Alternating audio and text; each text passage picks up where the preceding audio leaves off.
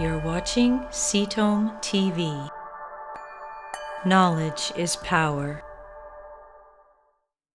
How often are you able to cure people? And does precision oncology mean that people don't die, or do they still die even if they do precision oncology? Well, I think the goal of precision oncology in today's world is really to, because it's pretty new.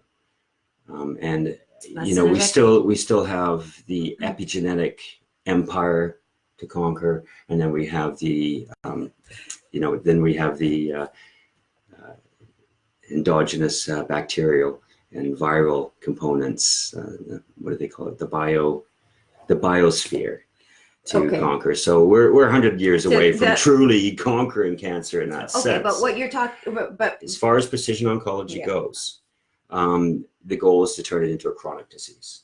And so I call this chasing the dragon. You're gonna get a mutation, you're gonna target it, the drug is gonna work for a few years, and then you're gonna have to find what's now causing, what is creating the new the evolution, the microevolution, what is the driver of the new microevolution, and then you have to target that with a new drug. So there certainly are cases where people try a targeted therapy or immunotherapy, and they can be cancer-free, as shown on scans and liquid biopsies, the best way to tell for years and years. We have people that we helped in that way when we got started 10 years ago who are still, as far as we know, and based on their most recent liquid biopsy, cancer-free. But we can't say that the cancer will never come back.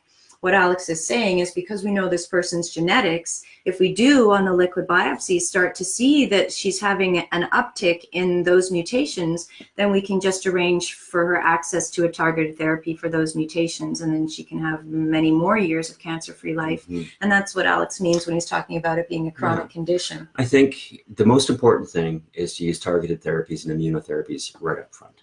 Use chemotherapy last. Right now the medical system is doing the opposite. They're doing chemotherapy, and because it's what they're familiar with. They're doing targeted therapies when they're least effective, which is when you have a highly heterogeneous disease. You want it when there's only a few drivers and it's early in this disease stage. And one example, we had a woman with lung cancer.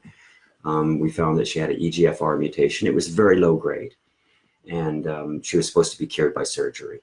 And the PET CTs and her liquid biopsies have been showing that ever since. But what we did is we had her go on an EGFR inhibitor from day one. And that was against the medical system's recommendations. She's been on that EGFR inhibitor for about 5 years, and only now is her cancer starting to show. We would have expected that to come a lot sooner. But she's starting to become resistant to this drug now, and she's got a ton of new approaches and options that she can use. Yeah, that's the other beautiful thing about the innovations in cancer care, is that even if you start now on the most advanced targeted therapy available for your mutations, almost certainly within a year or two, there'll be a whole bunch more. So the options keep coming, which is very much different from how we think of it, in our past, with just the chemo and radiation options. So if those fail, then we have no more. But now there's new options coming all the time. Thank you for watching CTOM TV. Subscribe below and stay informed.